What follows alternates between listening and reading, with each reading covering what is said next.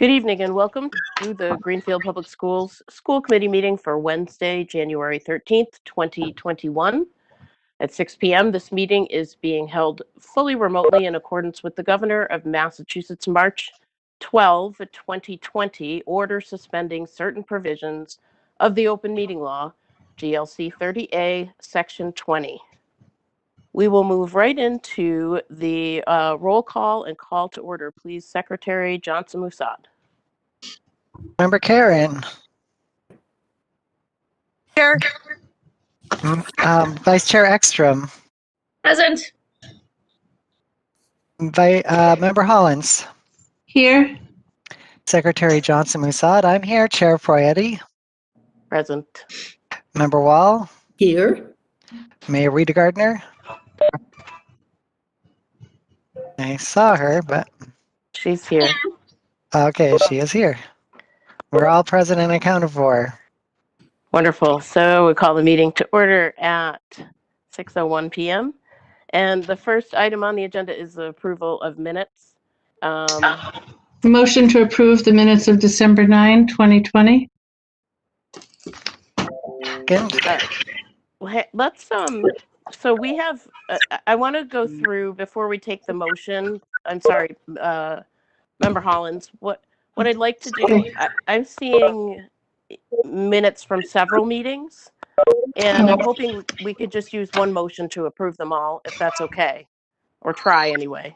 I saw two sets. There was a non-public and then the December 9. Was there more than that? Yes, there were 6 sets sent to us in the packet. Thank you. Sorry. I also have 6 sets, and I was actually going to ask Recording Secretary Susan Farber to confirm for me. I'd like to read the dates and confirm that we're all everything that we have is what we're voting on. I have December 4, December 9, December 15, December 17, December 29, and January 6. Sorry, I didn't see them all. Okay. So you were asking for confirmation from Recording Secretary about whether those are the full roster of minutes? Yes, or I mean, the Secretary, Johnson-Musad, could also confirm that for me. With one member having confusion, it's likely there's others with confusion. If Susan Farber has confirmation on that, it might take me a few minutes to fully confirm, to be honest. I think she's just unmuted. I see it now. They're all in one file. Yeah, I can show off my mug while we're waiting for everybody to see. You're on mute. You've been warned. I, of course, said that we all need one for when. Hang on, Mayor Rita Gardner. Yes, we're working on that. Yeah. Okay, so I have minutes up for December 4th, December 9th, December 15th, December 17th, December 29th, and January 6th. That meets my list 6 as well. sets of minutes. Yes, thank you. I wanted to make sure that that was accurate and that everyone knows what we're voting on. But I would like to try to take a motion to approve all 6 sets in one motion. And if folks have anything they need for corrections, they can just do that during the discussion and just let us know which set of minutes you're talking about. Do I have a motion to approve all 6 sets? So move. Member Wall, and a second? Second. Member Johnson-Musad. Okay, any discussion of any of those 6 sets of minutes? I'm not hearing any. Shall we move to a vote? Member Karen? Is that a yes? Let's see. Yes. Yes. Okay. Vice Chair Ekstrom? Yes. Member Hollins? Yes. Secretary Johnson-Musad, I'm a yes. Chair Poyetti? Yes. Member Wall? Yes. Mayor Rita Gardner? Yes. Motion carries. Wonderful. Thank you all for doing it that way. It just is a little bit more efficient. And of course, if someone realizes later there's a change that needs to be made to minutes, we can bring it up at a future meeting. and make that change. Okay, no, we'll move right into public comment. For those who are new to how we do it here at the school committee, the first folks that we will take for public comment should put their name in the chat, and we will call on people in the order those are typed in. And after that, we will take anyone who's on the phone line. I'm seeing a few, it looks like, come up. Member Johnson-Musad, whenever you're ready, we can start. Great. Ann Valentine? Ann, are you on the line? Can you hear me? Yes, absolutely. Yep. Go ahead. You have 3 minutes. Just let us know also your full name and where you live. Sure. My name is Ann Valentine. I live in Hatfield. I am right now wearing my union hat, and I see that on the agenda is the superintendent search process. So I'm pretty sure that my comments will be applicable to I just wanted to ask, I know that you can't reply, but I'd like to put it out there that in the previous superintendent search, there were union members or one member at least on the superintendent search. And I'm hoping that that is a courtesy that will be granted again for the superintendent search this year.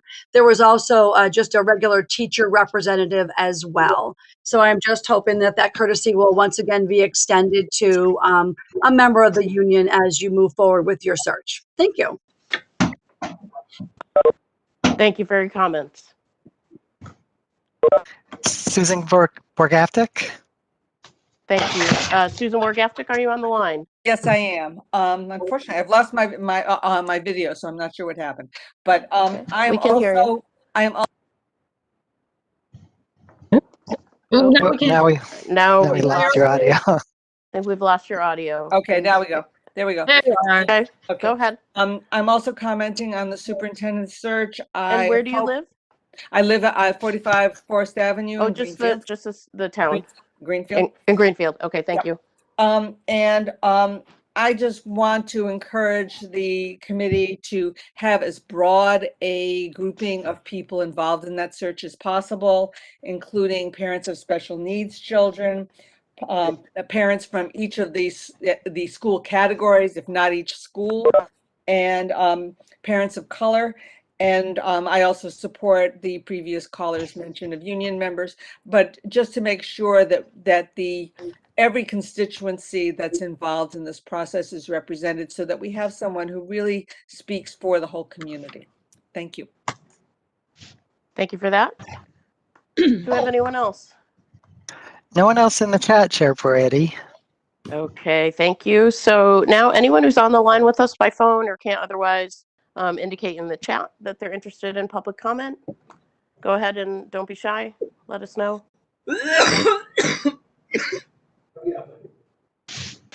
Was that public comment or just some coughing? I'm not hearing any other public comment right now. Everyone agree? Okay. I don't see anybody trying to get in. Thank you. Thank you all. And we'll move into the next item on the agenda, committee reports. I have a couple of things tonight that I meant to write down ahead of time and I did not. So I'm just going to talk briefly but quickly about a few things. First of all, I want to recognize our colleagues in the City Council. The reorganization last week resulted in City Councilor at Large Penny Ricketts becoming president, and the vice president is Sheila Gilmore. I believe she's Precinct 6 Councilor. I want to recognize them and look forward to working with them in 2021. I also want to just point to, so when we voted on our minutes a few minutes ago, pun intended, there were minutes for about a month in time, a time period of about a month. And we met as a full school committee with public access to the meeting in December on the 4th, on the 9th, on the 15th, on the 17th, and on the 29th. And then we met again last Wednesday, a week ago, on the 6th, the day that will likely be recognized across the world for something other than the Greenfield School Committee meeting. I digress. I just want to recognize everyone who participates in this process, obviously starting with my other school committee members, our staff in the schools, and our teachers who all are working very, very hard in a very stressful environment. I'm not going to list everyone because I don't want to forget anyone, but I would, of course, want to recognize our students who are under tremendous stress and in a totally uncharted territory regarding their education. And that's of concern for everyone, particularly school committee members. And this is hard. This is a very difficult time for the district. We all know we're going into a superintendent search process. We've been managing a pandemic, and there's all kinds of challenges.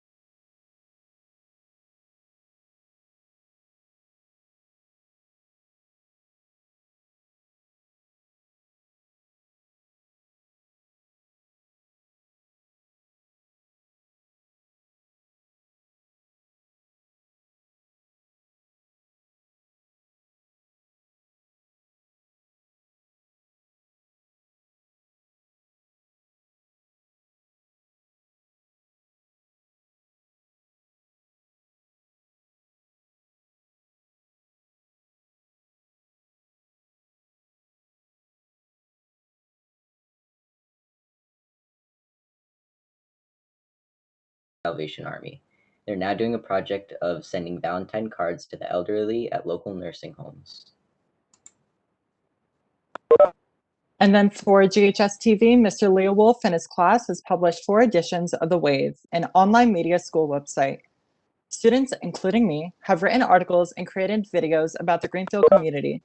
All editions are posted on the GHS website, so check it out. The French Club hosted a virtual coffee house, and if you missed that, you can find the YouTube link on the district's YouTube channel. Check it out, as it was a fantastic illustration of the talented students and staff at GHS. Right now at GHS is midterm season. It began on Wednesday, January 6th, and they go until Friday, January 22nd. The midterm exam schedule for remote allows students an opportunity to space out their studying over the course of 3 weeks to be better prepared for their exams. And personally, for me, my midterm schedule is spaced out and it gives me time to study, but the AP teachers are still giving out work. So I do have to balance studying and doing work as well. So the upperclassmen they have a lot of work to do right now, and hopefully we're not too stressed, but the teachers have been accommodating this. So yeah. as Danny said, the structure works very well to space out times so that you can study and it doesn't get super overwhelming. Going into midterms, this was my first time and I was very nervous, but they've gone a lot easier and it's been a lot smoother than I was expecting. And it's with the way it's spanned out, we have time to study and prepare. So I've been able to go into each midterm feeling more confident than I was expecting. At GHS, each student has been receiving another book/school supply bag to assist in remote learning. Students will receive additional school supplies like notebooks, pens, pencils, highlighters, and stuff like that, as well as any curriculum resources some teachers wanted students to have and be able to access at home. There's also a Green Wave mask in each bag. Pickups started today at GHS from 7 a.m. to 5:30 p.m. and will continue tomorrow, Thursday, January 14th, from 7 a.m. to 5:30 p.m. If an alternative pickup time is needed, please just call the main office at GHS at 413-772-1350, extension 1005. A virtual Best Buddies program going on at the school. So we continue our partnership with Special Olympics in Massachusetts. Remote learning can be isolating. This program looks to close that gap with our athletes. We will play games, write letters, and plan other activities. Using a grant from Special Olympics, all participants will receive a t-shirt and prizes for their participation. Contact Angela Mass or any of the paramedics if you would like to join the program. Students at GHS can request tutoring from NHS members through the NHS Tutoring Google Classroom. The link to the classroom can be found on the All School Classroom. All a student needs to do is fill out the information on the Google Doc sheet in the tutoring classroom. The NHS mental health group is still in development, but will be focused on removing social stigmas around mental health, as well as providing students with self-care tips. Thank you.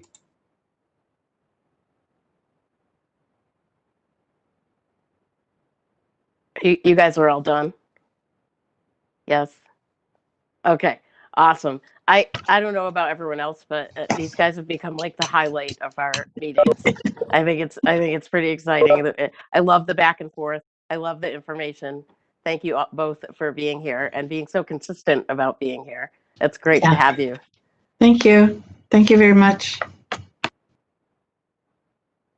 All right. How about we move now into the subcommittee reports? Did we have subcommittees that have met recently that are needing to report out? Just give a holler. I have a quick report. Please, Member Johnson-Musad, go ahead. The subcommittee, I started the process of scheduling our first meeting. I see today we've got an additional member getting appointed, so look forward to looping Member Hollins in as well on the scheduling, but just wanted folks to know that the group got approved kind of right before the holiday and we're getting started. Awesome. Thank you. Any questions for Member Johnson-Musad? All right, who else has a report? I think I heard someone else. I do. Member Wall, please go ahead. We're going to have a meeting of the redrawing district lines at 9 o'clock tomorrow morning, which sounded like a good idea when we set the thing up. But anyway, so everybody's invited if you would like to come and participate. And they are now going to be on the second Thursday at 9 o'clock and on the fourth Thursday at 6. We wanted to make sure there was a time for everybody who would like to participate. So, and you're saying 6 p.m., not 6 a.m., right? Yeah, 6 p.m. Thank you very much. So would love to see anybody tomorrow. Thank you, Member Wall.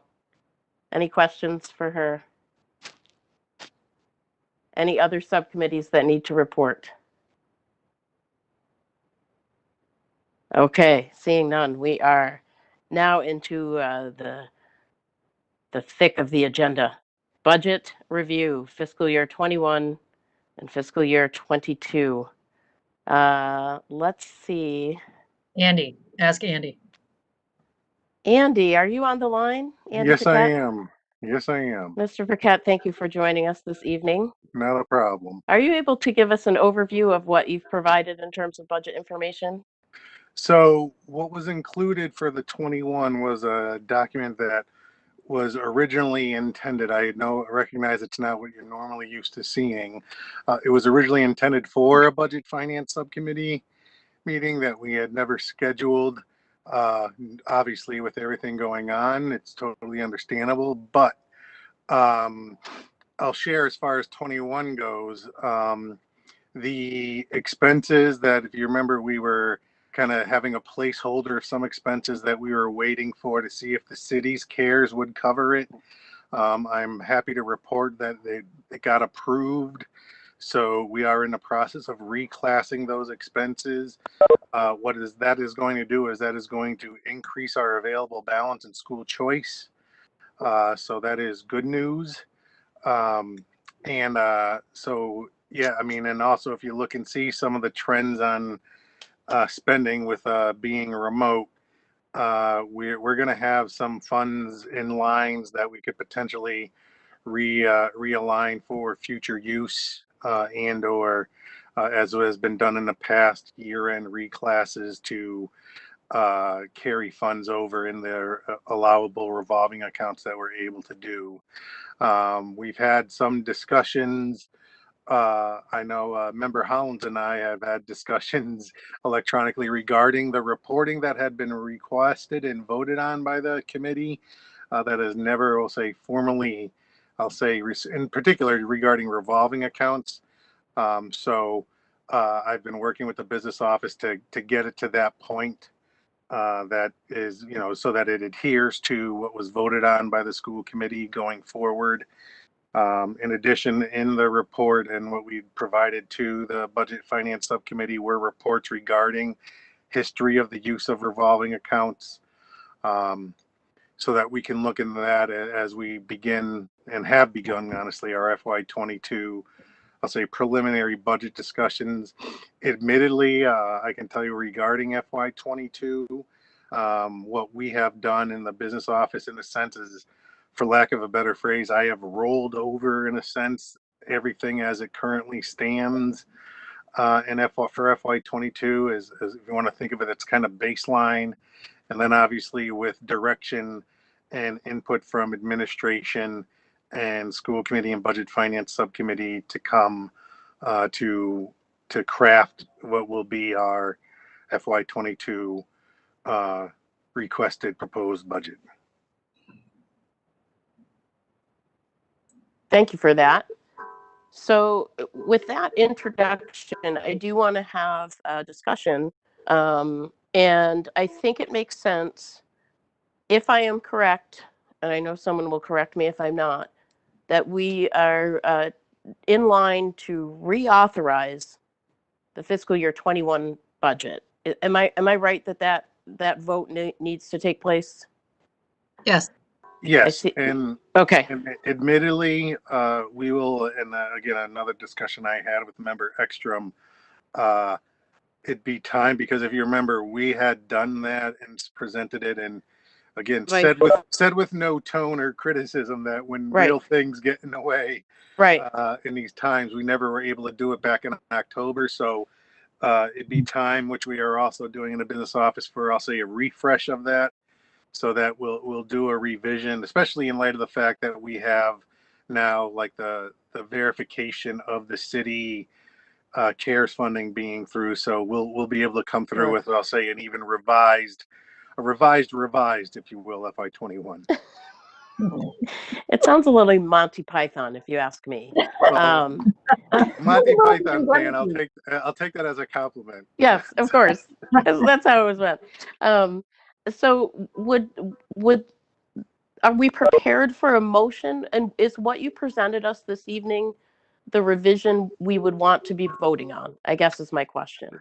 I would say no. That was, again, Okay. because I didn't make any changes because there was no vote yet. So Okay. I was waiting for a vote to say, and so, which is why I think now, as we're talking, to do the revision of the revision, so then I can do, like I did back for the October one, present the original budget, and then I'll say with revised as of January 15th, say, or something. I see.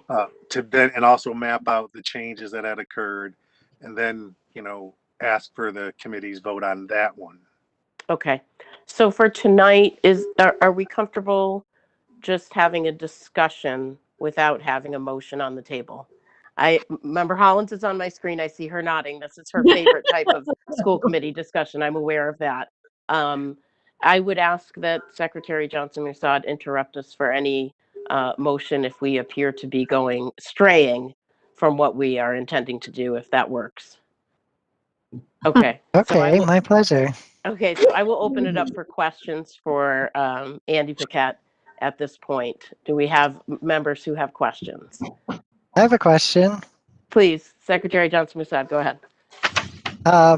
This may be a budget 101 type question, but you mentioned, was it CHAIRS funding or CARES funding that got approved by the city? Can you go over what that is? Sure. That's the federal funding that came from the CARES Act that was passed previously, not the one that's being discussed now. This is the second round. So cities received funding as well as schools did. You know, the schools received three pockets, if you will. There was a remote technology grant. There was this, what's commonly called the ESSERF grant, and then there was a coronavirus relief fund. City received funding as well.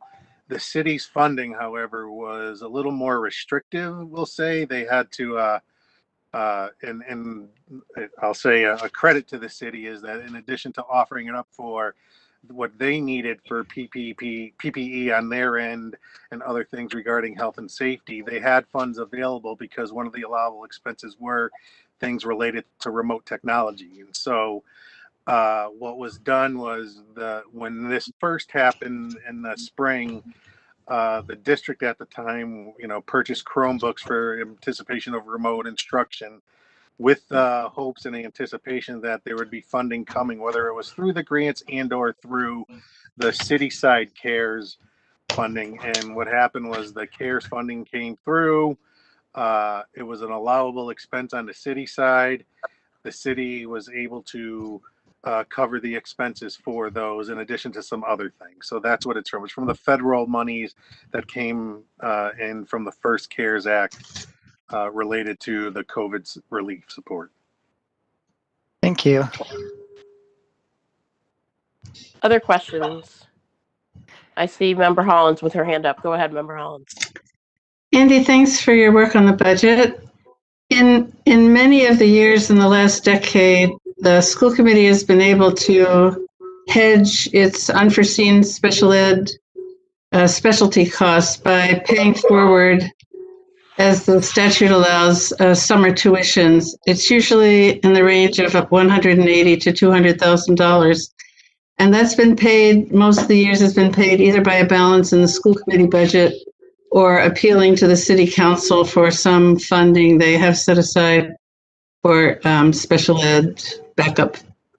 And if this unusual year with unusual budgeting and the wonderful new revenue that the city has provided related to COVID expenses, if our balance would allow us to set that aside, that would be, I guess my question is, do you anticipate we might have a balance that allows us to set aside money that helps us with the FY22 budget by paying ahead summer tuition as we've done in private years?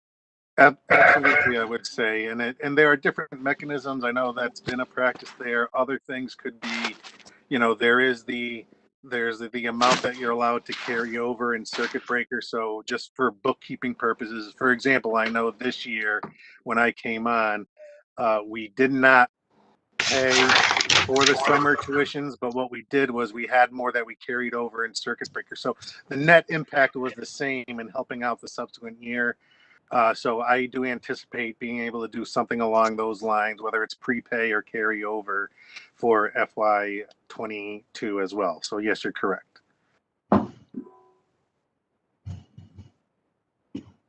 Another question, Member Hollins?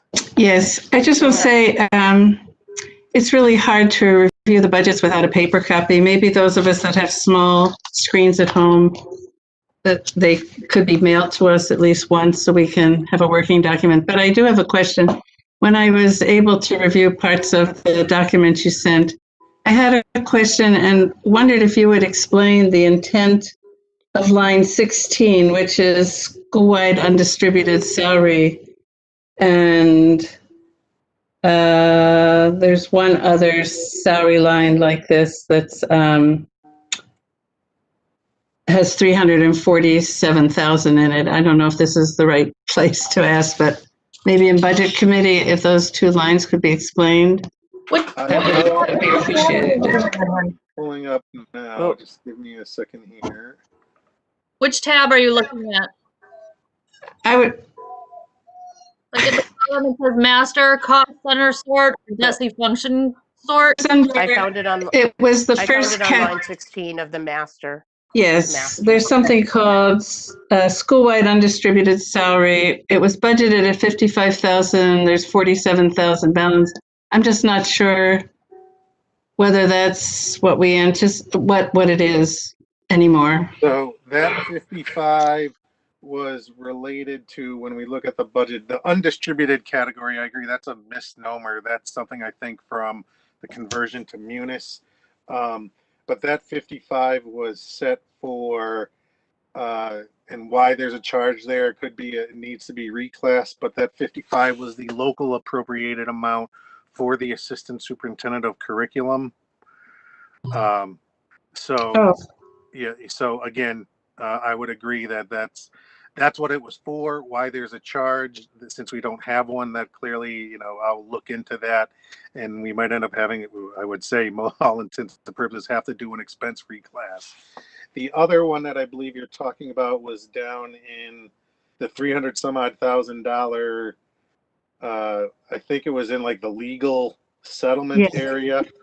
Yes. That was the if you remember in the summer, when we did the reductions in force and the layoffs, we actually went below what the city appropriation was. So I just put that there so that we could have a balance to enter into munis. So when as part of this exercise of doing the revision of the revision, that will disappear and those funds will be allocated to appropriate lines. But for all intents and purposes, it was strictly just a placeholder to get us to a balanced number to enter into munis.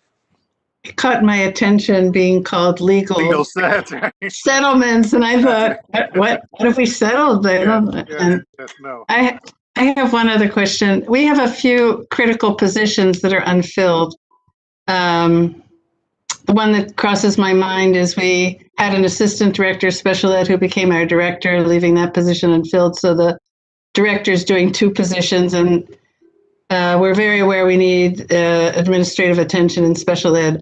So my question is, do you foresee we have enough money going forward the second half of this year to fill in a couple critical need positions that are vacant? I would say yes, definitely. Thank you. Those are my questions. Another question. Oh, Amy, are you trying to say something?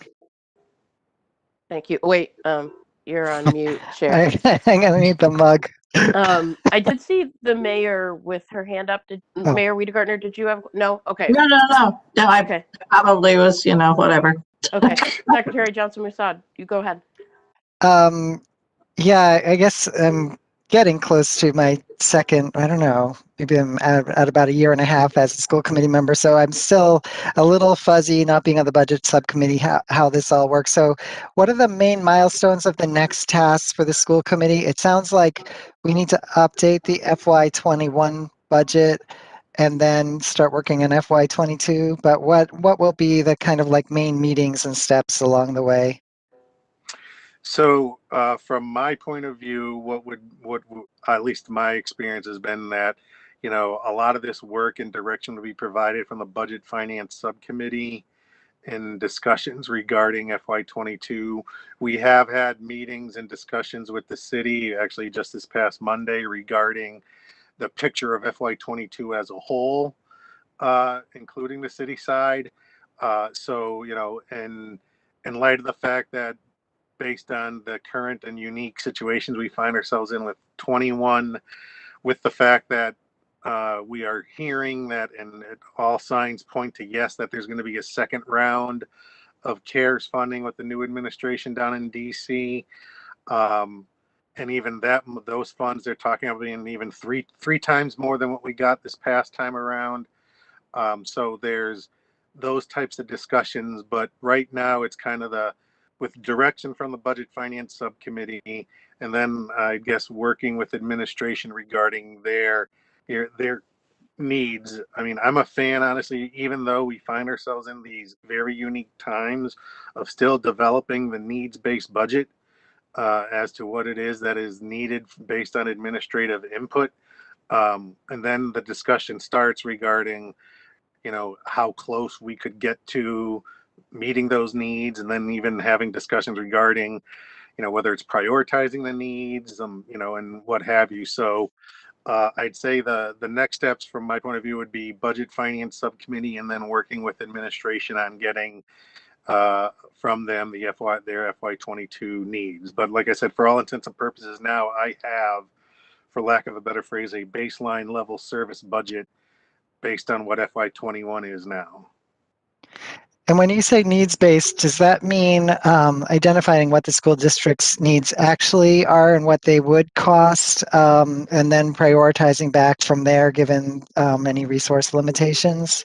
Exactly. We would Okay. have a discussion, and I would like, being, I'll say, a true practitioner of site and program-based budgeting.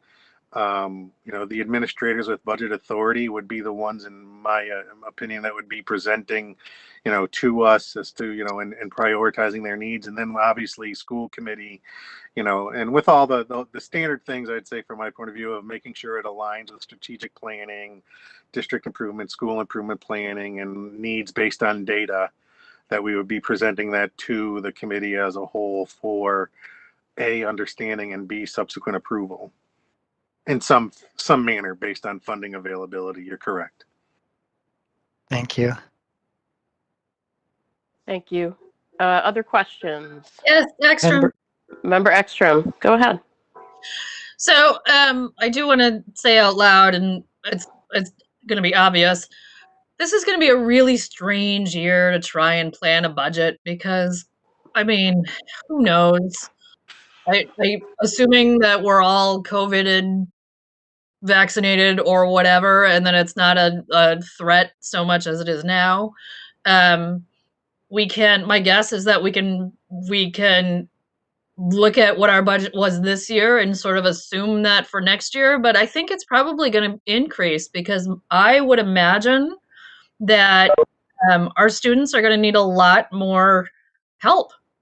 And you've been at home for a year, and now you're in school, and trying to have someone sit still for 8 hours a day when they've been at home, and I don't know. I think it's going to be a difficult year, and I think it's going to be really hard for us to accurately budget. I don't want to naysay by any means, but I think that there is a real piece of mystery that's going to be there, not just for us, but for every school district. That's all. Mute. You're on mute. Okay, thank you, Member Ekstrom. And Member Collins, did you have another question? Yes, I had one other question. Go ahead. Andy, I wasn't able to see actually all the lines in the budget document, but in the original budget document for this year, I had voiced a concern about a line called computer technology equipment, I think. And for the entire year, it was budgeted, I'm just recalling it, $14,400, which is, I think we have well over 1,000 pieces of equipment. We have to have some replacements. And I know there was a gift. It was a gift this year that we had so much money for computers, but that particular line item seems really out of whack at $14,000 for the whole district for a year, if there's time to think about that. Thank you. Yes, I see that, and it's possible that some of that had been funded directly by E-rate, but even still, it's worthy of looking at. I would agree with you. It's for the amount of technology that we have, and any district for that matter, a district-wide technology amount of 14,000. So, and in light of the fact I don't have access yet to previous records, the details, so I'll be working with, again, it's Dr. Holzberg about what indeed that was, and what it, for all intents and purposes, does it cover, and then also what isn't being covered by that. That obviously would then go into planning wise. I look at it almost along the lines of the old school textbook adoption cycle, where there should be something along that same lines for technology replacement. And if it's not being funded through the capital, which we do know has always been a debate one way or the other, then it should be a part of operating budget. So I agree. Thank you. Just Thank to you follow both. up on that, Go ahead. this is extra. The SPED technology district wide is $6,000. I mean, I've had to buy tech for my kid, like software, and for one person is 3,000. So 6,000 is probably fairly low as well. Just put it out there. Yeah, it sounds like that's an area that is ripe for some assistance at multiple levels beyond our school and Fair City. Other questions from school committee members? All right. Thank you, Andy, very much for all of that. Thank you for joining us for the discussion. Not a problem. All right, so we are on to item 6 on the agenda, and that is an athletics update and a phase 2 learning update as well. Let's start with athletics. I know I saw Mike Kucheski was here with us, and in the materials for the meeting tonight, there is an email from the coach, but I am guessing he can explain to us what's happening and provide an update, and we'll start there. Good evening, everybody. Yeah, so the email that I sent last week to Superintendent Harper was to delay our in-person practices this week, which started on Monday. We delayed it in Greenfield to just be virtual practices. After conversations with our nurse and Board of Health, I felt that it was safe for us to do virtual learning, virtual practices, and we're better off that way. So the change date for us to be in the gym now is going to be on the 19th. And I also was thinking of kind of coinciding on what was talked about at the last school committee meeting of phase 2 in-person learning for the school. So kind of coincided that.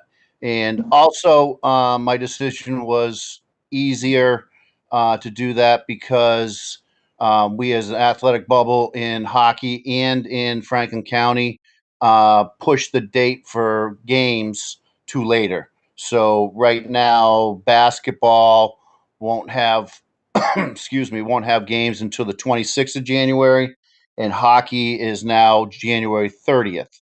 So it cuts the amount of games down that we're going to have, but we felt that as athletic directors, that it was moving forward would be safer for our kids, and just looking at things that are going. That's kind of what we're all about, is to make sure that we're playing, but also make sure that it is as safe as possible for the kids. So kind of that's where we're at right now. The letter that I gave Chair Prietti last week. The only thing that's changed on it is the dates, and I can say those again if need be, but everything else is status quo. We'll start basketball on Tuesday the 19th and hockey Monday the 18th for skills and drills. Awesome. Thanks for the update. So what I think we'll do right now is I would take a motion to approve winter sports participation in skills and drills to January 18th for hockey and January 19th for basketball. I'm not sure if we need to put the games in there, but we can if we... Mike, go ahead. So the vote that happened in December was that we would go with skills and drills, and then if the state guidelines have not changed, we would be allowed to play contests. Okay. Just wanted to remind everybody that one.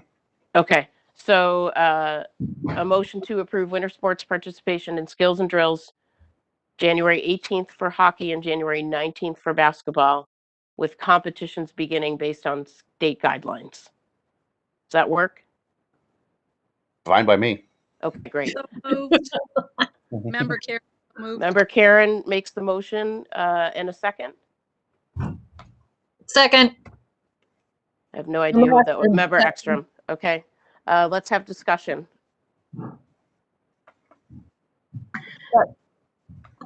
Ekstrom, I have a question. Member Ekstrom, go ahead. So tell me how it was. So what did you hear from the Board of Health that led to your discussion or led to your decision? I'm sorry. I can't really tell you that because of the HEPA laws, but it involved some of our student Okay. athletes, and I just felt that it was just better off for us instead of Better rumors getting out of there. I'll make the decision, and anybody has any questions, they can come see me. Okay, great. I didn't know if there was some piece that we. Anyway, No, thank you. it was an individual decision that I felt that it was. I strongly had an opinion on it, and felt that after talking to our nurse and principal, they thought it was a great idea that we would do it this way. Great. No, that's fine with me. Okay. Thank you. Thank you for that, both of you. Other questions from school committee members? I have a question. I heard Member Johnson Musad and then Member Hollins. Thanks for this. I'm wondering about hockey starting on the 18th. That's MLK Day, I think. Do you guys often have skills and drills on holidays? Is that? The way it works for ice hockey is when you get the ice time, that's when you get it. So if it's 6:30 in the morning on a Sunday, that's when we got to go. Got it. Great. Thank you. And really, you know, the only time that really hockey doesn't practice or play is Christmas and New Year's. And so it's one of those things. There's one ice rink, and it's servicing all of Franklin County. So you got to get the ice when you can get it. Enjoy your holiday on the ice. Yeah, exactly. All right. And then it was Member Hollins, I believe. Go ahead. Yes. Coach, I wanted to ask if there's a certain element of parent choice, of student choice, I imagine, in these circumstances. I wanted to know if you had a student on a team who had a reason to not want to participate until they had the option of a vaccine. Is that allowed? And if so, can the student return to play afterwards? So right now the vaccines. Oh, my dog's getting on me. Hold on. Oh, jeez. Right now the state law for the flu vaccine is not does not become law until February 28th, and our winter season's going to be over. Nurse Savitri right now is working on a flu clinic for all our student athletes if they have not been vaccinated yet to get the flu vaccine. There hasn't been any talk, and I haven't heard any talk from anybody about the COVID vaccine, and I think we're in phase 2 as teachers, like in February or March. But the flu vaccine does not become in effect until February 28th, and no parents have, there's parents that have inquired to me about it, but we have, Nurse Savitri has taken care of it with the flu vaccine, with the flu clinic. Does that answer your question, Dr. Hollins? No, I was specifically thinking about the pandemic, and some students may have parents who want them to wait. And I was just wondering if that were the case or someone had a medical excuse, would they be able to rejoin the team when they felt they could? Yeah, I don't think we're going to hold anybody back. I don't think any of our coaches are going to say, no, you can't play when you come back. I think that's fine. When somebody makes a decision like that, we're going to uphold that. Our coaches are not going to be going to hold those kids like that. Good, thanks. Mayor Wiedegardner, you are on my screen. Go ahead. I see your hand up. That's right. I forget. Sometimes your screen doesn't show the same thing mine does. I received a letter today from Interim Health Director Jennifer Hoffman, and I think I forwarded it to you, Chair Poetti. They will be meeting tomorrow. They will look at the athletic schedule based on the latest numbers, but I don't foresee a major issue from that, having discussed it with her, but just know that there will be a Board of Health meeting tomorrow, and they may give their thoughts on all of this. Could I ask you, Mike, you mentioned basketball on the 26th, hockey on the 30th. That, what was that exactly? Is that your in-person training? Or I missed that piece. I'm sorry. Sure, that's okay. In-person training will start for basketball on January 19th and for ice hockey on January 18th. And then, so we have to have 10 days of practice before. Oh, the skills and drills. Okay, got Yeah, that. the skills and drill. And then we have to have 10 days of practice before our first competition. So we that's moved games the on the basketball 26th. back. Excuse me? That's games and on the 26th and the 30th? Correct. Yeah. Okay. Thank you. We felt as ADs that the later it was, the better off we would be. Yeah. Yeah, good.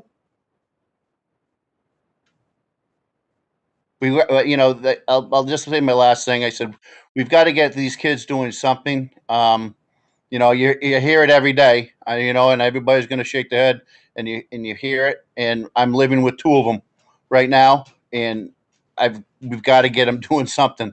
And it's, I'm just going to leave it at that. We hear you.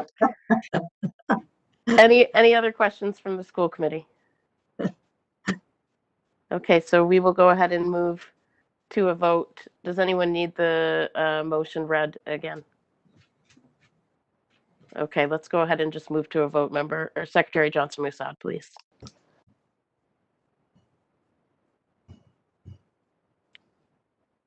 You're on mute. I'm like, I can't hear you, Member Karen. Well, you can hear me. Member Karen. Yes. Vice Chair Ekstrom. Yes. Member Hollins. Yes. Secretary Johnson-Musad. I'm a yes. Chair Poyetti. Yes. Member Wall. Yes.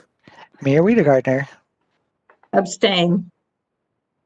The motion carries with one abstention. Thank you all very much. Thank you, Coach, for being here with us and answering all of our questions. Good luck, everyone.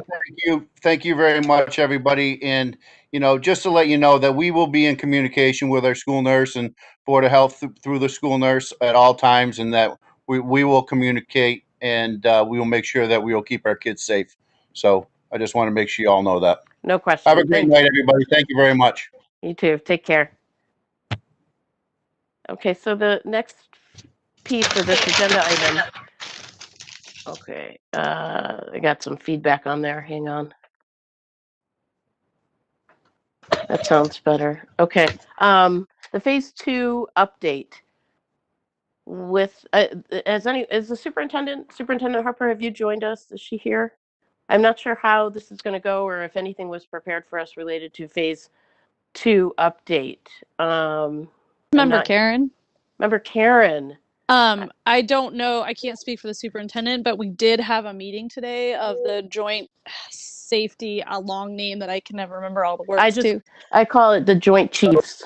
Yeah. It's the Joint Chiefs of the Greenfield Public Schools. You can call it that too. Perfect. I like that. So we did meet today, and as the mayor had mentioned, we did receive a letter from the Board of Health saying that they were going to meet tomorrow and discuss things. It was a really robust conversation that didn't necessarily lead to a really strong answer. And I know that sounds a little crazy. Part of the conversation, and I'm really going to just report everybody else's conversation. I kind of left my opinion out of it for now. As our tonight's conversation progresses, I'll probably make a decision, but the concerns are still there that we still are looking at data the soonest of January 2nd. So the concern is still we haven't reached 2 weeks past New Year's yet, which is when we would expect to see an increase still happening. But on the other hand, we are not increasing at quite the exponential rate that we were increasing post-Thanksgiving. it's still going up. Please do not mistake me when I say that. It's just not going quite as rapid as it was. And we don't know if there's just a delay in reporting or if it's just people may have learned the lesson post Thanksgiving. We're not sure yet, and that's difficult to know. It felt like the conversation circled around, we really need to know if we have enough staff. And the only way to know if we have enough staff is to set an opening date and then figure that out. And because some of our staff may be in quarantine, they may not be comfortable coming back. I'm not sure, and I don't want to speak to that, but we can't open programs without people, and everybody has their own concerns, and that's fair. So it kind of came to, let's try to move forward. Let's pick a date. But school committee, you get to decide all of that. Have fun. Everybody really wants to keep everybody safe, and we really want to get the kids back. And how that happens is sort of up to us. Sure. And hopefully I've represented their opinions well. Yeah, unless people have questions, I can answer those for sure. So let's hold questions for a second. Thank you very much, Member Karen. I am wondering if Nurse Pam Owens is on the call at all, and I don't want to put her on the spot, but just in case, because I know she would be coordinating on that side, if she is here and has anything else to add. She's here. I see her. Oh, I don't want to put you on the spot, Pam Owen, but if you're here and you can hear us and you're willing to unmute and chat with us, we would love to hear from you. I didn't know that I could unmute myself. You can. You absolutely can. Yes, go ahead. Thank you for joining us. Thank you. I concur with what Katie Karen shared. I was at the meeting. I'm not quite sure if you're asking me if schools are ready and able to meet the 19th opening, or whether you're asking me more about my opinions about the data. We would happily entertain your opinion as a nurse educator with our students, for your student safety being your priority, to help us, yes, give an opinion, give some perspective to what we should be discussing and how we should look at the question. Yeah, I mean, I think it's unfortunate that it, out of sheer asynchrony, that the Board of Health and the school committee meetings and the Joint Labor Management Committee on Safety, we meet out of sync. And so what's happening is that last week and this week, the schools are meeting before we receive advice from the Board of Health. And this really does confound the process a bit. And the truth is that after speaking with the interim director of the Department of Health over the weekend about last week's Board of Health meeting, and we just decided to continue to pause at the school committee meeting last week because we didn't have enough weigh-in from Board of Health, and because the metrics, the data is just not as robust as we would like right now to show trends. If we're going to see trends from the holidays, they're going to be 3 to 4 weeks into January. So we are not there yet. So it's hard to tell that if we delayed opening to the 19th because we thought we would get more information, we don't have that information now. We'll know within 2 weeks, but we don't have it right now. So I was hoping to have something more from the Board of Health tonight to help us with our decision. And again, they too are in a holding pattern if we're just looking at the epidemiology of it.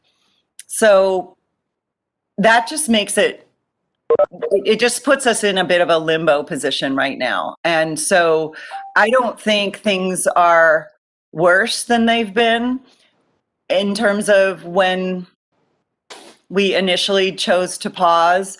and there's been a slight decrease, but it's not significantly abated. So it's really hard to have a crystal ball about it. So the issues that were of concern to Board of Health and to ourselves about children not wearing masks, those continue to be concerns. I'm very excited to say that the State Department of Public Health is doing an early launch of pool testing that we would really like to be a part of. And what does that mean? It means that we would be able to weekly test our students and staff if they were in person and learning.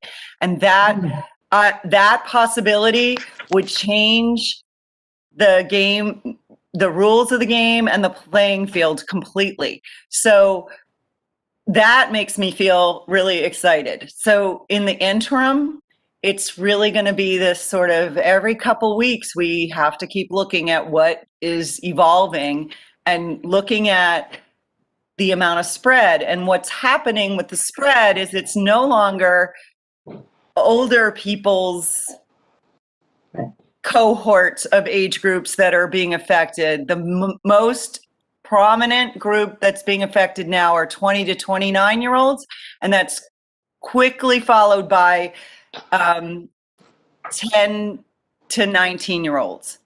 10 to 19-year-olds, am I saying that? Yes. So we have young people who are actively getting the virus now, and in an unprecedented number. So it's very important to keep that in mind when we're thinking about going back to schools.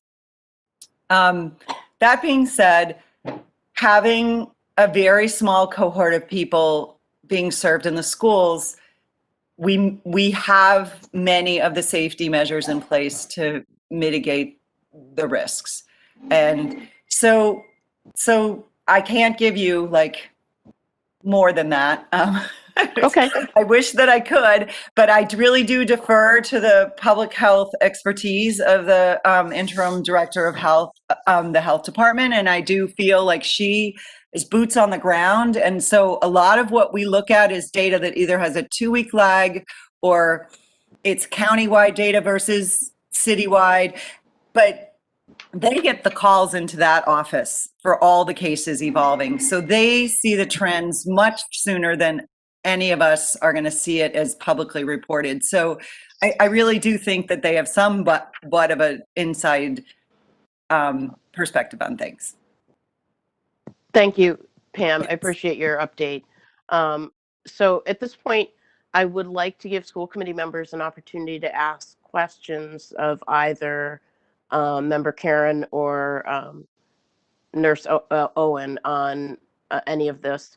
I do want to review, at our last school committee meeting, we did vote to push out the restart of phase 2 in-person learning to next Tuesday, the 19th, the day after the Martin Luther King Jr. holiday. And that is what we would currently do if we don't revote. Oops.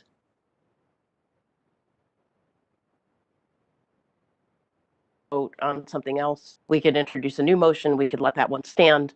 As Pam said, we don't have a good sync on the information. It's not quite 2 weeks out at this point. So I would, I'll give you now an opportunity to ask questions that you might have, and we'll try to identify if we need a new motion. Mayor Wiedegartner, you are on my screen. Go ahead. Hello there. When we say phase 2 in-person learning, I'm getting a little bit confused as to, we are talking about all students going back to school on the 19th. No, the 39 students that had previously been in the schools. It works out to be about 5 to 6 students in the elementary schools, and maybe a few more in the middle school, and a few more than that, around 10 to 12 in the high school. Okay, then that, I just wanted a clarification on that we hadn't switched a horse here in the middle of the stream. No. So we're still talking about the 39 Correct. students and going up to the 29. Yeah. I would concur with Ms. Owen, and thank you for your comments tonight, Ms. Owen. It is a little tricky. We do watch the data weekly, and sometimes, well, we watch it daily, but I'm just saying we discuss it weekly and where we're at. And when I say we, I'm talking about interim health director Hoffman and Chief Strahan and Chief Haig, well, the EOC team, the emergency ops team. And, it's correct. We don't have all the data yet. I suspect we'll have more data by the 19th, but, if you feel you need extra information, I'm fairly certain that Jennifer Hoffman would provide it to you. I don't know if they would be willing to change their meeting date from Thursday to Wednesday. I can certainly discuss that with her. It's my understanding that the members of the Board of Health, some of whom do have day jobs, others don't, that's just sort of a traditional date that they've been meeting. They might be able to change, in which case at least we would be able to get the school committee information in a more timely manner with our school meetings. So let me see what I can do on that. Okay. Well, and then the other thing is logistical around this. I do see your hand, Member Ekstrom, you were also on my screen, is we would not have an opportunity with the Martin Luther King holiday to meet again to make any different decision than we do tonight. Yeah. With the 19th being that Tuesday. Yeah. Member Ekstrom, go ahead. So I'm wondering if to have more discussion about this, we need to reaffirm our vote or our motion from last week, because I do want to talk about our return date. And so, Glenn, what do we need to do? Can we just talk? I think at this point we can just talk. Unless Secretary Johnson, I think I saw you say yep, but well, I was gonna say, should we finish the question and answer period and then get into the deliberation and try to have a little bit of a partition there? Sure. So are there further questions? Thank you. Are there further questions for Member Karen or Pam Olin? I have a question. Sure, but Secretary Johnson-Musad, go ahead. I guess this is for you, Member Karen. One thing that occurred to me is that I see the logic of having phase 2, in-person learning before the highest needs students. They're the ones who are maybe most disproportionately impacted by remote learning. At the same time, they also seem to be the population that's at greatest risk of perhaps spreading the virus, in terms of having maybe more challenges with wearing masks, and maybe most at risk of dangerous complications if they were exposed to it because of health complications that some folks in that population have. So I just am wondering, is there a way that we're starting with the hardest group? Would it? I don't know what the sensitive way is to ask this question, but would there be any logic to starting with a population that had fewer fewer special needs? It sounds kind of rude to ask, but I guess I want to just kind of boldly ask a question that may seem incorrect. Though you bring up a point I brought up today in the conversation. There is this dichotomy of, these kids need us the most. They need the in-person learning the most. That's the reality. But they're also often the most at risk. And it's this really hard situation, but the reality actually is above us. DESE has asked us to put these kids back in first. The state has asked us to put these kids back in first. These are the kids who need it the most at the moment. And if we can get it right with the kids who are at the most risk, then we have faith that we're getting it right for the kids who can remember to are capable of wearing their mask when they need to. And so I think that's part of this issue. And I agree. It's a hard question to talk about because we certainly are not trying to say any person is a higher risk or a bad risk, for lack of a better word, because it's certainly not. They're all important. They all should, we need to get them back as safely as we can, as quickly as we can, across the board. That's just the reality for everybody at the moment. It is an important question to think about, and but this is just the directive we were given from the state. If you can't get everybody back, these are the people you start with. They need our help first, and then we move to the next group of people who need our help, and we process as quickly as we can through that section.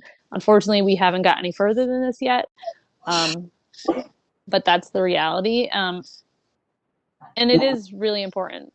I had another thought, but I've lost it for now. So, Thank you. Very helpful. Thank you, Member Karen. Member Ekstrom, can I follow up on that a little bit? Please go ahead. So I can talk about this without feeling weird about it. Kids, so you don't if your kid can, so special needs kids are in high risk or at risk are the kids that are prioritized. We don't have to return our kids to school. Like Cameron, while she doesn't have any health concerns along those lines that absolutely other families do, you don't have to return her to school. So she still continues at home because she's doing better at home. And it was just kind of like, you know what, people who need this more and aren't able to, aren't doing as well should go do this. And I think that people who have real concerns that are related to health have been keeping their kids home. And I could absolutely be wrong, but I think the reality is that if someone has some real sort of immunity concerns, that's it, immunity, maybe not. I think that they're keeping their children home. And I would just add on to that. I think we need to be cognizant that these 39 students represent a broad range of issues with learning remotely. It is not just students who won't put masks on. It's not just students who are immune compromised. It's not just students with disabilities. English language learners are a portion of this group. So we can't generalize about who they represent. It's really important that we look at student safety as a whole to the best of our ability. Other questions or comments? Okay. I just wanted to, I just wanted to thank you, Chair Poyeti and Vice Chair Ekstrom and Member Karen for that very helpful response to my perhaps slightly ignorant questions. I really appreciate it. You're welcome. And it was not ignorant. You were speaking from where you needed to have understanding. We just need to work with where we're all at. Yeah, that's totally fine. So if we do nothing right now, preparations will be made for these students to return in person next Tuesday, the 19th. I would entertain a motion currently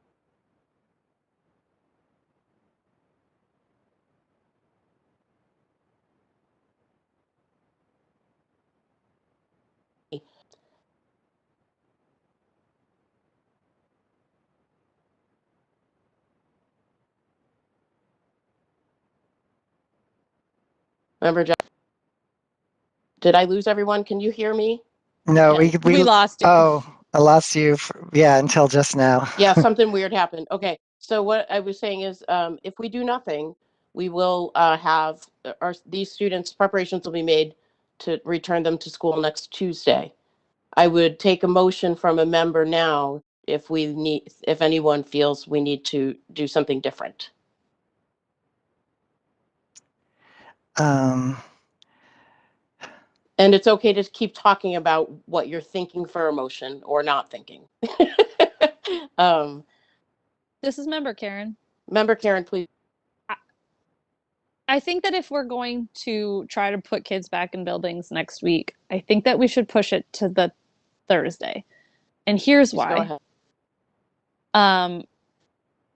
if we make that decision today, that gives the superintendent 4 work days to make sure that we have enough staff. It also gives us time to hear back from the Board of Health and call an emergency meeting on Wednesday night if we had to, if we absolutely had to. I think as a family, it would probably be very, very overwhelmingly frustrating to think that you're going back on Thursday and then hear Wednesday that no, actually you're not. So I'm not really sure how to change that part. But it's difficult to start moving forward with finding if we have enough staff if we can't give them a date. If we say, oh, well, we want to start Thursday the 20th, well, then we need to find out if all of our kids are even coming back, which staff do we need. I think Thursday is the 21st. I'm losing track of dates. But I don't know, that's my thought process. Anybody else?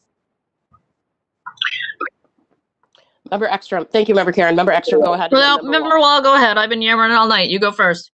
Well, I just wonder if we were planning on the 19th, haven't preparations been started already to find out if we have staff? That was the intention of our voting to start on the 19th. Okay, so if that is not taking place, then do we need to change it for that reason? We would. Is it all right that I'm talking? I don't know that we haven't started that process. We just have no verification that we have or haven't since we don't have the superintendent here tonight. Well, and is it okay that I'm talking? Yes. Okay. So here's, because I have been thinking about this all day. So if the superintendent has not conveyed that message that in the vote that was taken last week, then we have a real problem. And that will be unrelated to the school committee, but would be under the purview of the superintendent needing to take action. If that action has not been taken, they cannot start on the 19th. Does Pam Owen, do you know the answer to that question? Are you still with us? And do you know if those preparations have begun, assuming the 19th as the start date?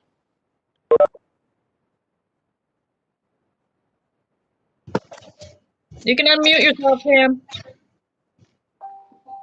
Can we contact the superintendent and ask? I do know that preparation started for a 19th opening. And I know that, I don't mean to call you out, Janet, but the special ed director is here and she knows that calls have gone out.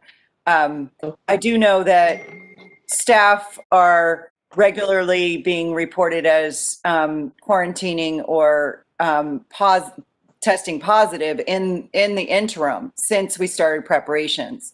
So, and since we opened on December 2nd, we added students to the cohorts that weren't originally there in the first 38. So there is a bit of a mercurial quality to this consenting then reconsenting parents to choose for in-person learning for the 19th. But so the pieces are moving. I just don't know how it's all falling out.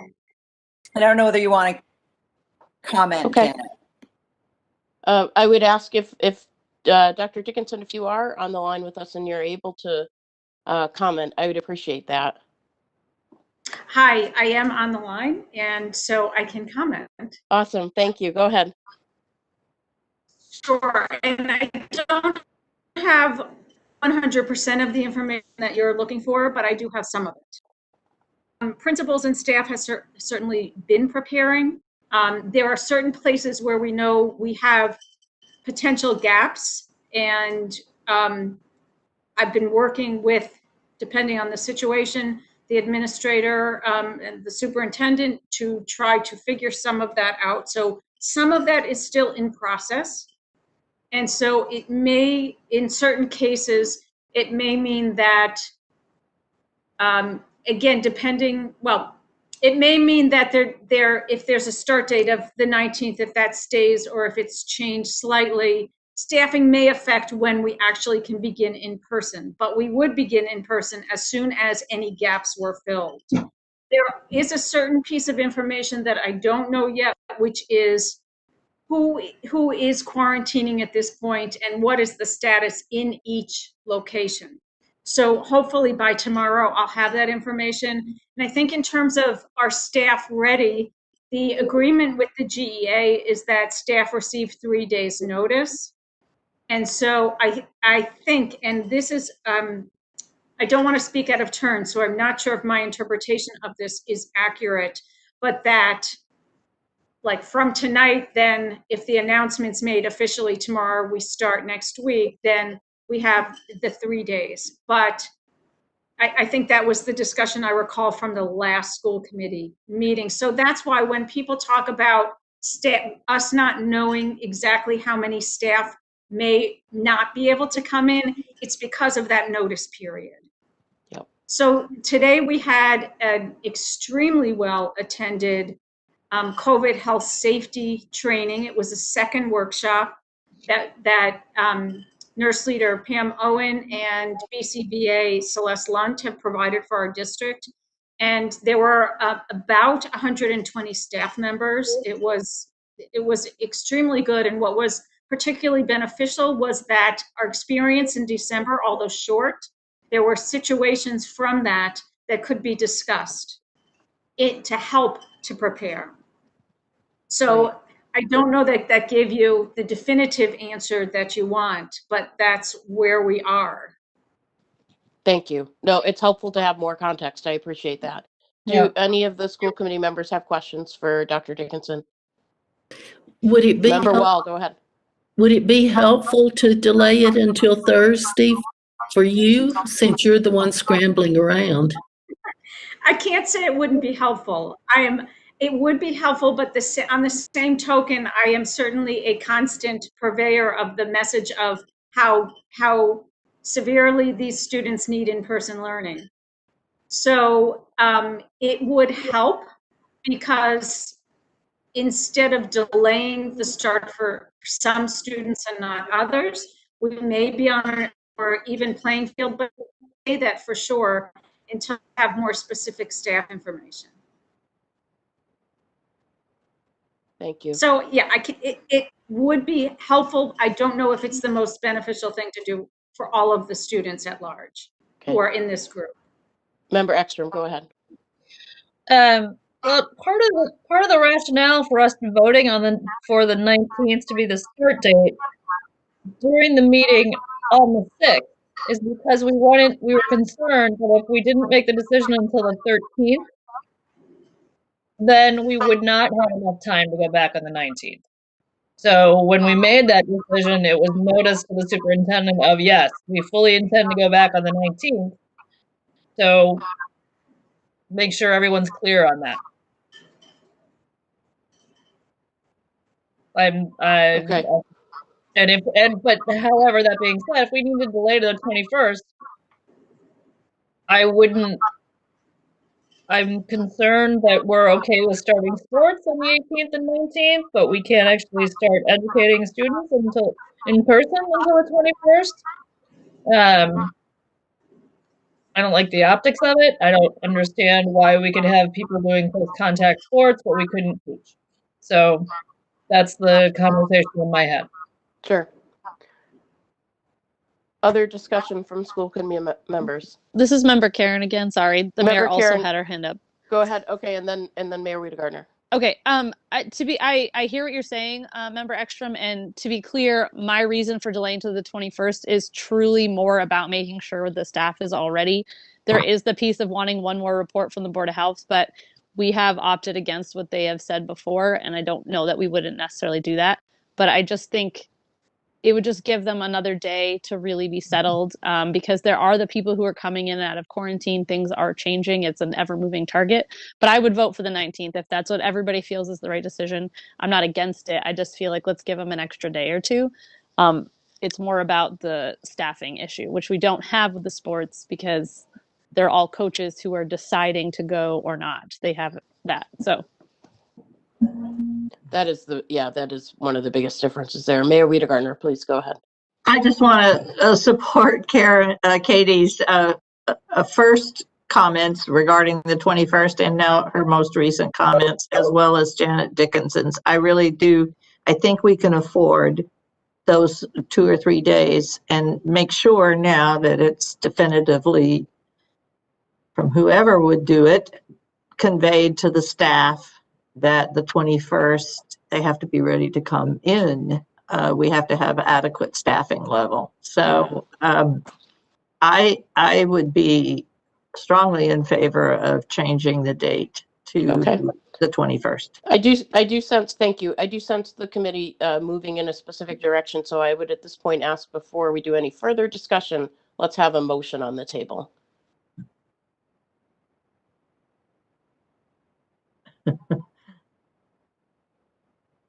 I can help.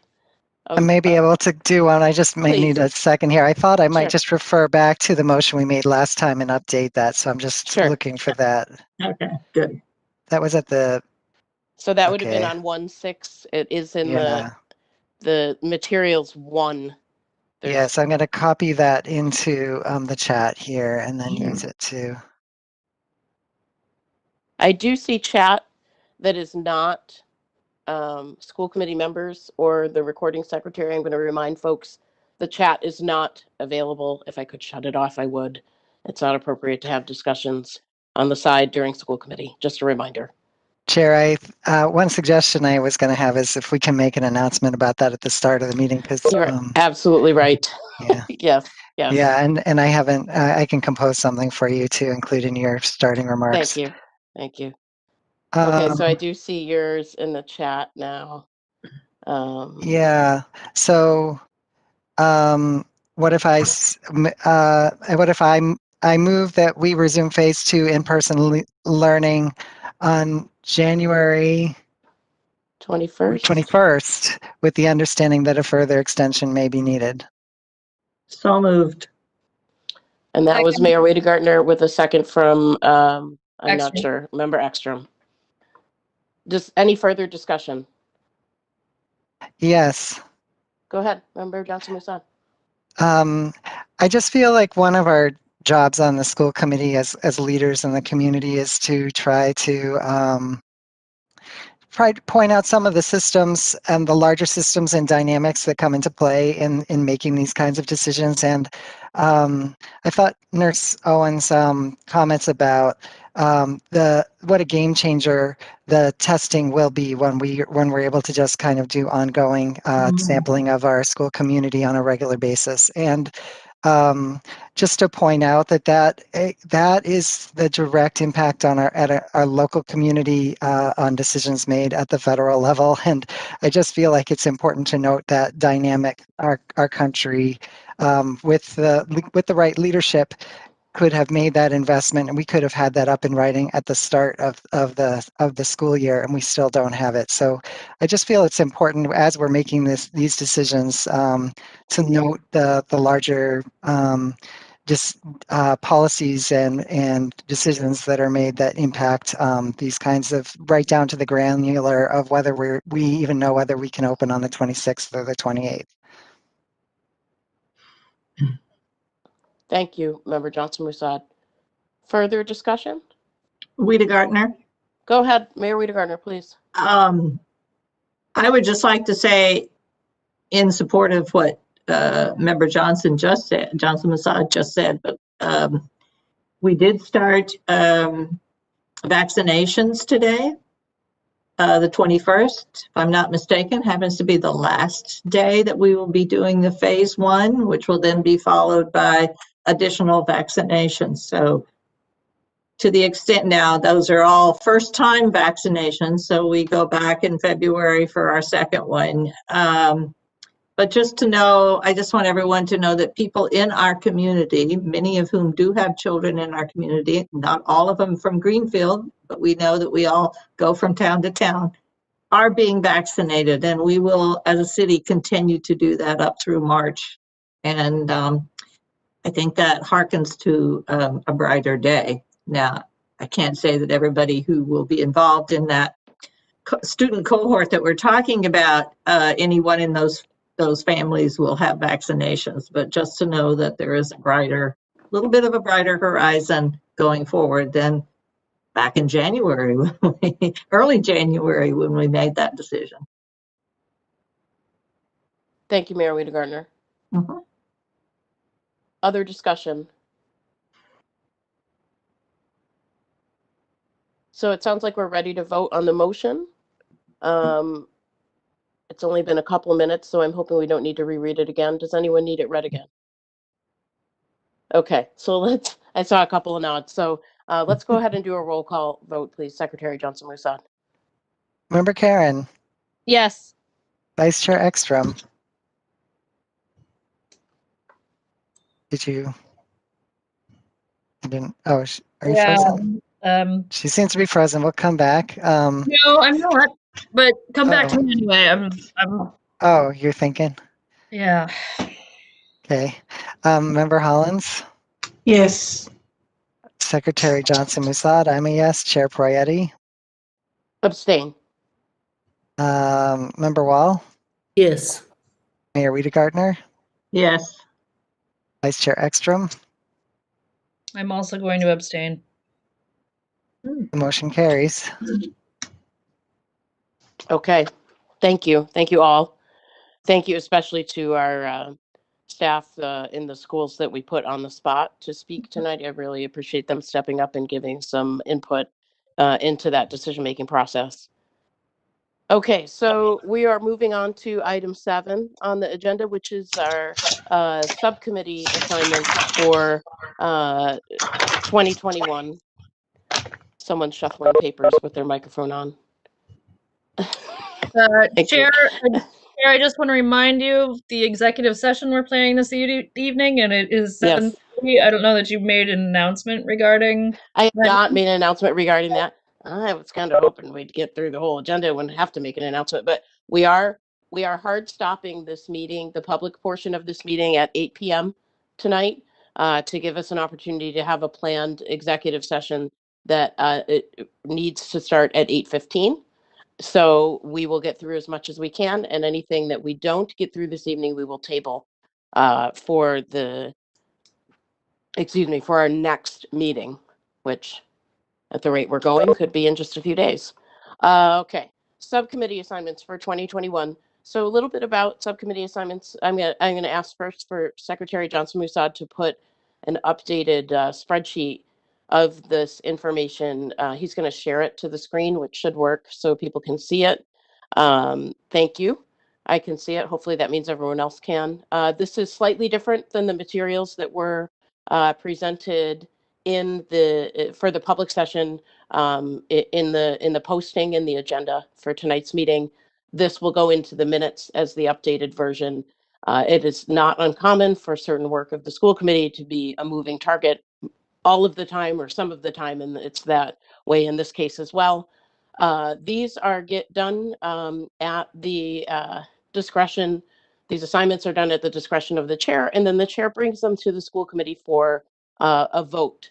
And so hopefully folks have had a chance to look through this. I know I was contacted by Member Wall, who never misses a thing, and I appreciate that about her, that I'd left one committee off of the list entirely. So that's back on there. And we made a couple other changes today. And I would actually like a motion to approve the 2021 subcommittee assignments.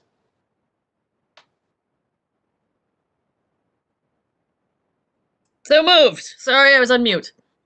Member Ekstrom with the motion. Is there a Second, Hollins. Second from Member Hollins. Thank you. Any discussion?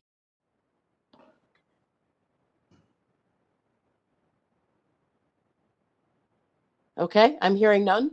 We'll do a roll call vote. Okay. Member Karen, Yes. Vice Chair Ekstrom, Yes. Member Hollins, Yes. Secretary Johnson-Musad, yes. Chair Proietti, Yes.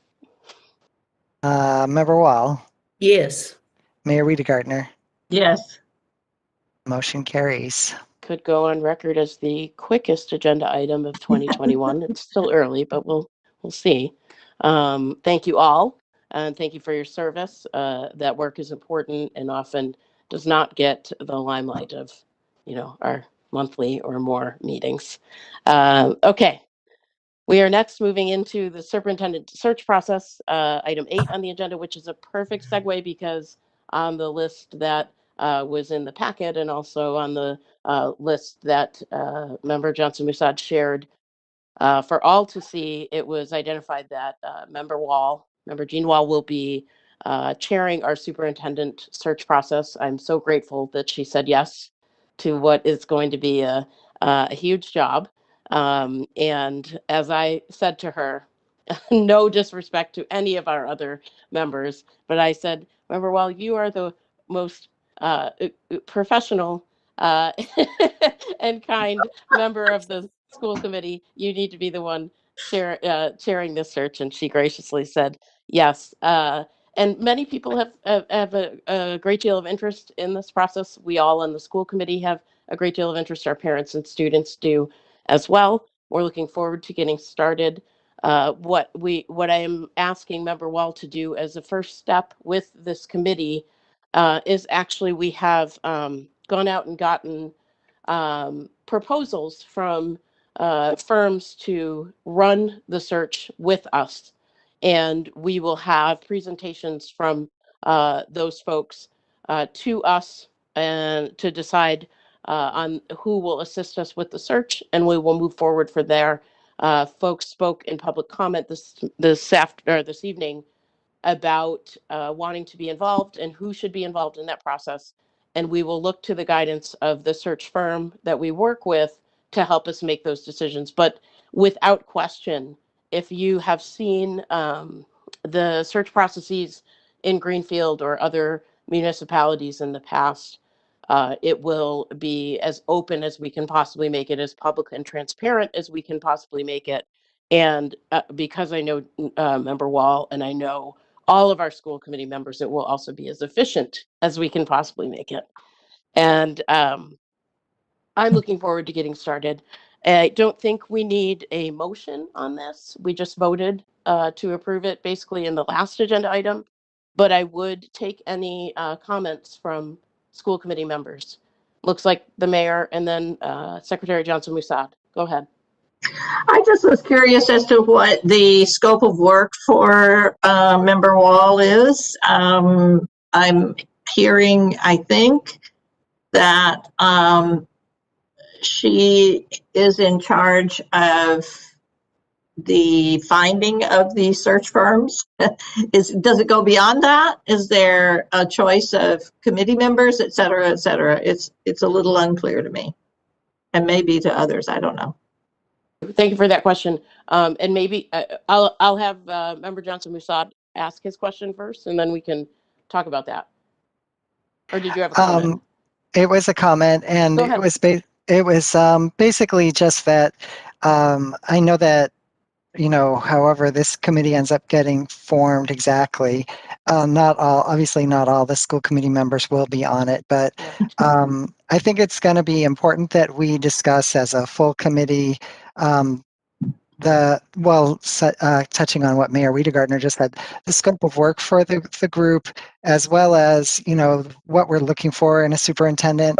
Some of, obviously not getting in, the committee's job will be to get into the details, but there should be discussion and checkpoints along the way with school committee so that we're really involved every step of the way.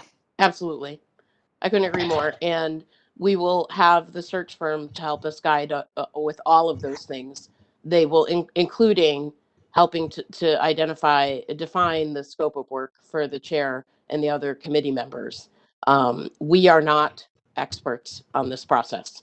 That is why we're going to look to folks who have done it before, make it their work to do it, and they will help to make sure that our goals as a school committee, our priorities regarding the transparency of the process, the scope of the search for candidates, all of that reflects what we have discussed as a school committee, what we've heard from our community that's important.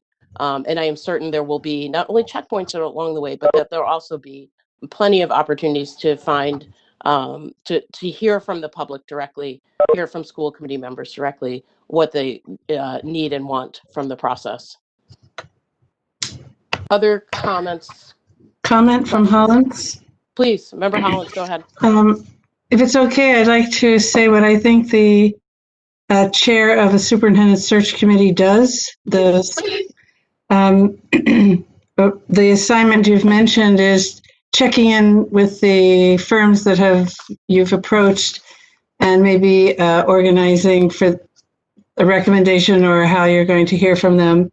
The chair of a superintendent search committee usually facilitates those meetings, may facilitate gathering names if people want to be on the search committee and making a recommendation based on who's applied, and primarily as a liaison to the search group, because you have to initially send in information. If you've looked at brochures, you know how many schools, they gather information, and you need a point person for this, but those are generally the roles. I also want to say that we may have a lot of information on that this superintendent search, which followed this type of process where you have to define your school district and how many schools you have, and how many school committee members and standing committees and typical information. We may already have that available depending what search firm you use. Thank you. Thank you. Mrs. Ekstrom, can I make a comment? Absolutely. Member Ekstrom, go ahead. I want to say to the committee and just the public in general, I wouldn't expect that Member Wall would be doing this in a vacuum by any means.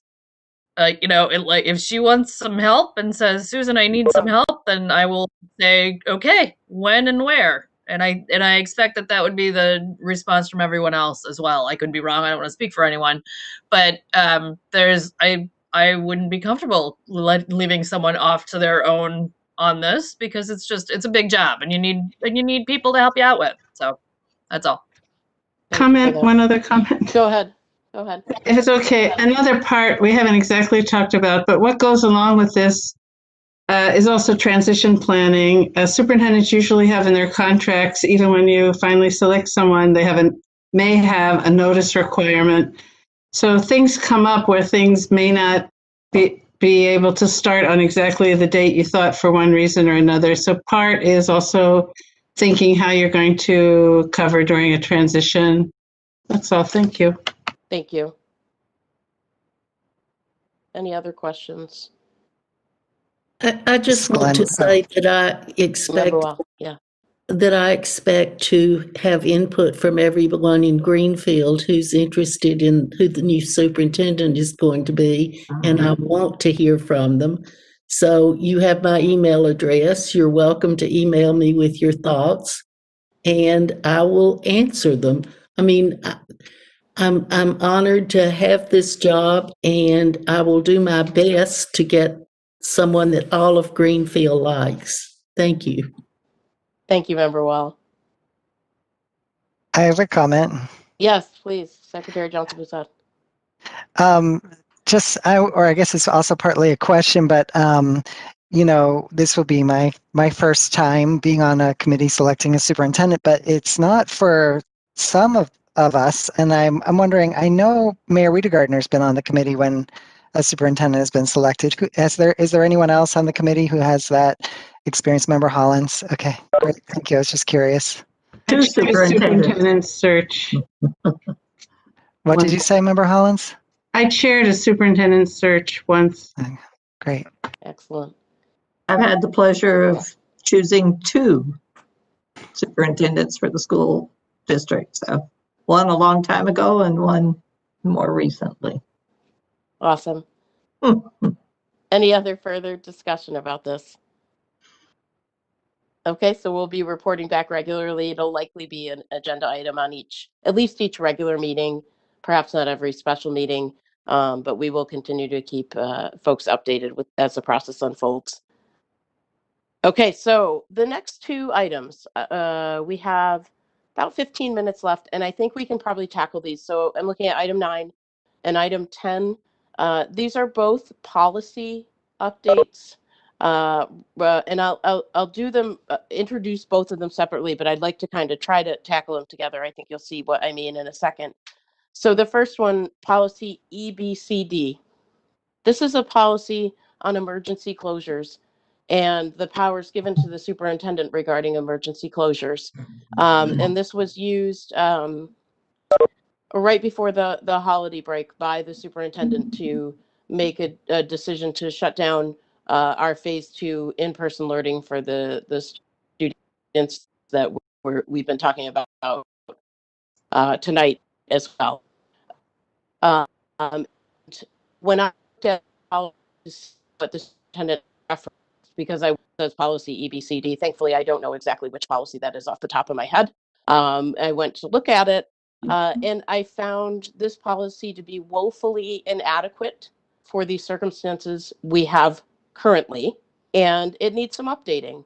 It does not reference anything related to a pandemic or a health situation. I would start there. And related to the public comment policy, the second item there, we've gone around and around and around. The public has had lots of comment about public comment, both to us in public comment and over email, and in person in some cases. There are opinions about our policy. And what I would like to do with both of these is to ask for a motion from a school committee member to assign review and updating of both policies to the policy subcommittee, and then we can discuss. So moved. Member Ekstrom.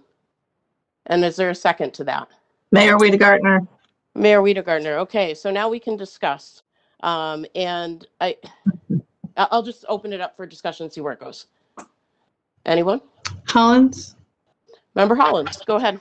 I read over the first policy, emergency closing, and I read the whole thing. I think this is my opinion, I think what's currently there is accurate, and it's generally talking to a one-day situation. You know, there's bad weather, something of that sort, there's a death or something.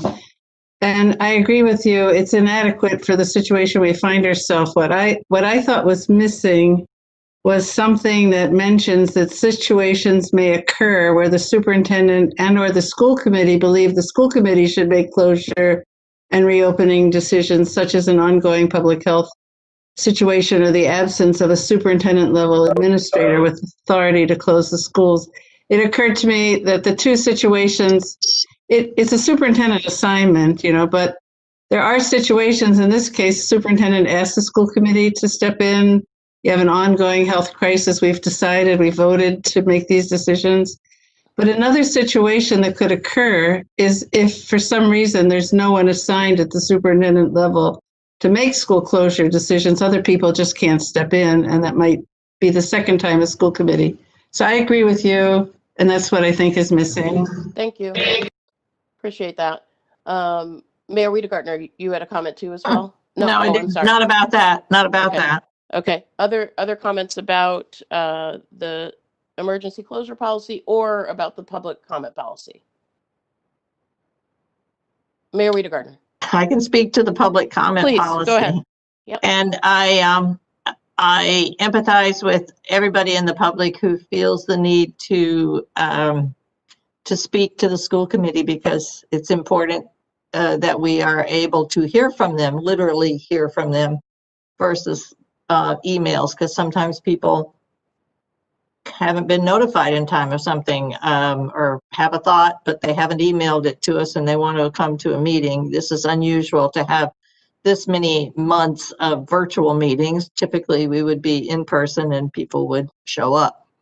But at the same time, many years of being on boards, municipal boards and commissions, this policy of speaking to items on the agenda is not unusual at all. In fact, I would say the bulk of the boards and commissions in the city of Greenfield have that as their ground rule for discussion. I have not had a chance to reread this policy to see if there's something missing in it that people don't understand. But at the same time, that is at the end of the day, this board also has work to do, as you can tell by the size of our agenda tonight. So it's important, I think, for the public to be able to speak. But I also think it's important for us to limit it, limit the discussion and comment to what we're discussing that evening, so that it can be relative to our discussion when we actually meet on a business item. If you wanted, as a committee, to designate a certain meeting or two out of our lengthy meeting schedules, hopefully we'll go back to more regular, less frequent ones, but who knows when that will happen, for free discussion, I suppose, or something like that. That might be worthy of a discussion. But in general, I think it's worked well over time to have it be limited to the amount to what's on the agenda. Thank you, Mayor Weaver Gardner. Member Ekstrom, and then Secretary Johnson Musad. I do want to mention, just for people who are listening, like, why can't the committee just make this decision themselves? The reality is, when we change a policy, it has to go to the policy committee, and then it comes as a first read, and we make a decision as a group based on the first read if it needs to be revised or should stand, or whatever that decision is. So anyone who's wondering why can't they make that decision tonight, that's the reason why that is. And I had something else that I can't remember, so please, Glenn, go ahead. Go ahead, Member Johnson Musad. See, okay, I unmuted myself. I guess, yes. Well, I think one thing that's important to note is that the chair has pretty broad discretion with this policy in terms of if there's more time on the agenda or whatever, or to take a very expansive view of what is on the agenda and what isn't, and how things relate, member comments relate. I think that's one thing that's important to note. The other thing that I think is important is that some committees have a standing item for new business where committee members can publicly come forward with ideas for agenda items. And my biggest concern with this policy is that what we don't discuss is sometimes and what isn't on our agenda is sometimes as important, I think, for public deliberation and advocacy as what is on the agenda. So, so one possibility, I think, would be to have an item on our agenda, maybe not at every meeting, but occasionally for new business where members can propose items. And if new business is on the agenda, then members of the public could communicate things that they wish to see on the agenda. And I guess I guess I would urge us as a committee to take a fairly expansive view of this because just because I think that transparency and the public voice is important, and that there's something different that happens with public comment versus emailing your committee members. It's the audience for these comments isn't just the school committee, but the public at large. And so, there's, maybe a broad discussion happening in the community about MCAS, and it's not on our agenda. And so this could be a way not just to communicate to us that they want to see more of that on the agenda, but also to communicate more to the other members of the public about particular items that might be interesting and important for to improve student outcomes. So I just hate to see us shut ourselves off from community input and community momentum around different issues that could be really valuable to our student outcomes, which should always be at the center of our decision making. I saw Member Hollins and then Member Ekstrom. Yes, I'd like to follow up with Glenn's comment. I don't know how new business is interpreted, if it's new action items that are on the agenda. Sometimes business activity is, old business, new business. But I do think something like that, topics for next agenda, should be on the agenda for two reasons. One, this is really the business meeting of the body, which is all of us, and we may collectively really want something to come up on the agenda.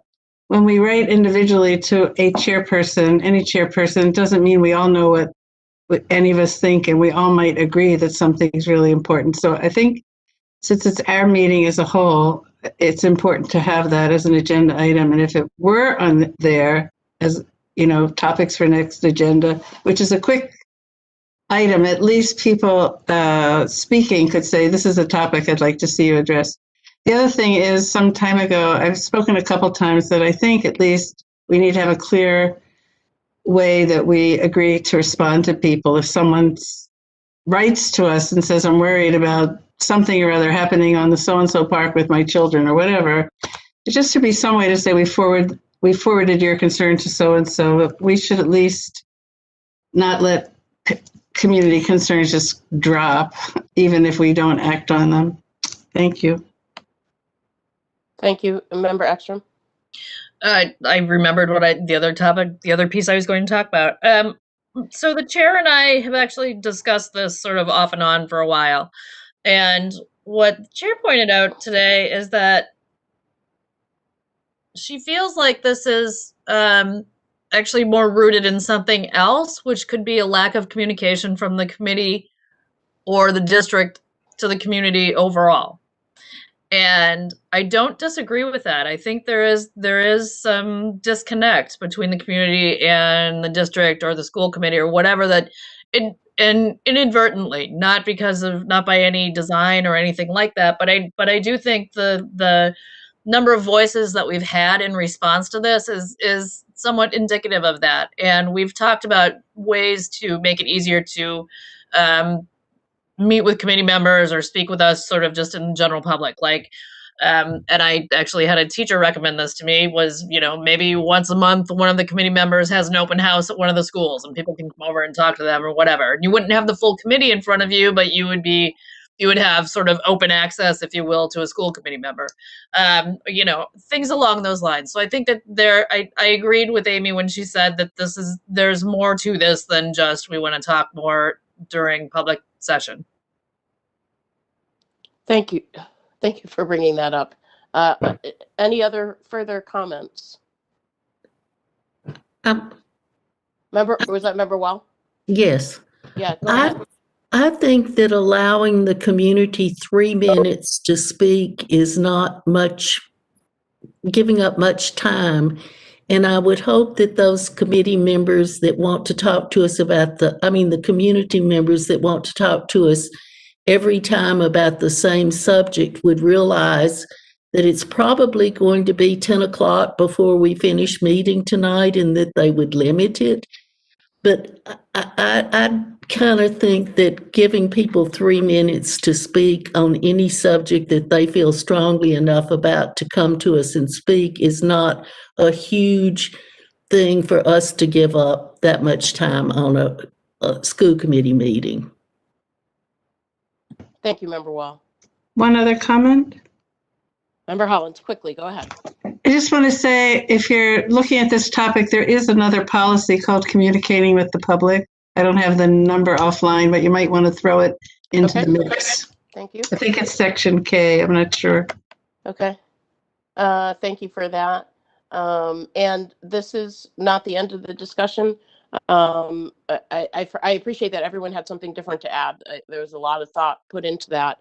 And in the interest of time, I would ask that we move to a vote on this. If the vote is voted down, we'll try again. But really, all we're doing at this point is asking the policy committee to meet and look at these and draft something that can come back here for further discussion. So hopefully, this is a vote we can make happen. Secretary Jensen Musad, would you do the roll call, please? I will. Am I off of mute? Yes. Great. Member Karen? Yes. Vice Chair Ekstrom? Yes. Member Hollins? Yes. Secretary Johnson Musad, I'm a yes. Chair Proietti? Yes. Member Wall? Yes. Mayor Rita Gardner? Yes. Awesome. Motion carries. Thank you. That was quick too. Yes, that was great. So we did finish our agenda in perfect time. We will need to open an executive session and then close the public session. We are moving to executive session, but not returning for any votes or updates after the executive session. So this is the end of the public portion of the meeting tonight. Do I have a, executive session will be called tonight for MGLC 30A, subsection 21, exemption reasons number 2 and 3. Number 2 is to conduct strategy sessions in preparation for negotiations with non-union personnel, or to conduct collective bargaining sessions or contract negotiations with non-union personnel. And exemption 3 is to discuss strategy with respect to collective bargaining or litigation if an open meeting may have a detrimental effect on the bargaining or litigating position of the public body, and the chair so declares, and the chair does declare.